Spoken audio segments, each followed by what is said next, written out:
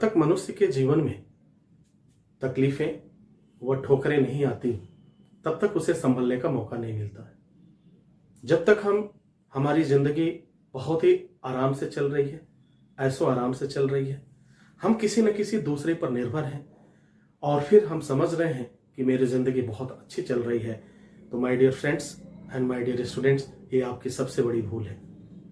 क्योंकि जिंदगी हर वक्त आपका इम्तहान लेती है, हर वक्त आपको आपका एग्जाम लेती है, हर वक्त आपको कुछ बताने का भी प्रयास करती है।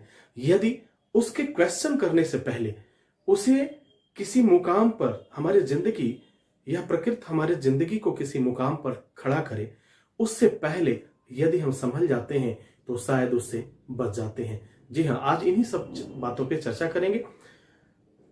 श्रीमद् भगवत गीता में भगवान श्री कृष्ण ने कर्मयोग का उपदेश दिया। कर्मयोग है क्या? ये दो चीजों से मिलकर बना है।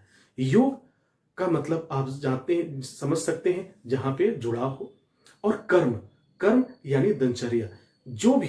अब यहां कर्मयोग चूंकि ऐसा शब्द है कि इस पर जो है सालों साल अगर इसको पर बात किया जाए तो शायद कम पड़ेगा, लेकिन जो हमारे जीवन से संबंधित है, कहने का तात्पर्य है कि कर्मयोग आपको जीने के लिए हर हाल में काम करना ही होगा। हर हाल में इस जीवन को चलाने के लिए कुछ न कुछ करना होगा। या आप हंस करके कार्य करें, मुस्कुरा करके काम करें, या रो कर काम करें, या दुख सह करके काम करें, आपको करना ही होगा। क्योंकि यह प्रकृति मजबूर कर देगी। क्योंकि यह प्रकृति ये जो है हमेशा से ही एक संतुलन बनाकर चलती है, और इस प्रकृति में हम सभी उसके एक प्यादे हैं। शतरंज के बिसात पर एक मोहरे हैं।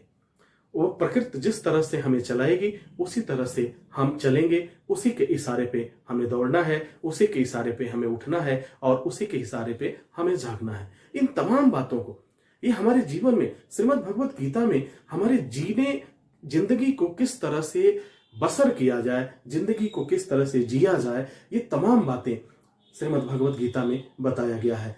शुरुआत में से लेकर के अंत तक कहीं भक्ति की बात बताई गई है, यानी आपका इंटरेक्शन कैसा होना चाहिए, आपका समर्पण कैसा होना चाहिए, यह भक्ति के द्वारा हमें यह सीखने को मिलता है। कर्म में बताया गया है कि आपके रिस्पॉन्सिबिलिटीज क्या है, और आप अपनी रिस्पॉन्सिबिलिटीज को कितना समझते हैं और कितनी ईमानदारी से इसे निभाते हैं। इसके बाद से आता है जो हम ध्यान योग की बात आता है, यानी अपने जीवन को आपने किस तरह से एनालिसिस किया, अपने जीवन में जो भी आपने अपने जीवन में कितने अच्छे कार्य किए और कितने बुरे कार्य किए, उसके लिए भी आपको एनालिसिस करने का वक्त आता है, जिसका दूसरा रूप जिसे हम कहते हैं ध्यान योग। तमाम तरह की बातें हैं जो हमें कंफ्यूज कर देती हैं, और बहुत से ऐसे लोग हैं जो बताने वाले हमें और भी गुमराह कर देते हैं। लेकिन वास्तव में श्रीमद् भगवत गीता में, श्रीमद् भागवत में और श्री रामचरितमानस में, या तमाम हमारे कुरान शरीफ में ये जितनी भी बातें दी गई हैं, कही गई हैं, वो हमारे जिंदगी को एक नई दिशा देने के लिए दी गई हैं, हमारे जिंदगी को एक नई आयाम देने के लिए दिया गया है। लेकिन जो भी व्यक्ति इस चीज को समझ गया, जान गया, उसका जीवन खुशहाल हो जाता है, और वह उसी के अनुसार अपने कर्म को करना प्रारंभ कर देता है।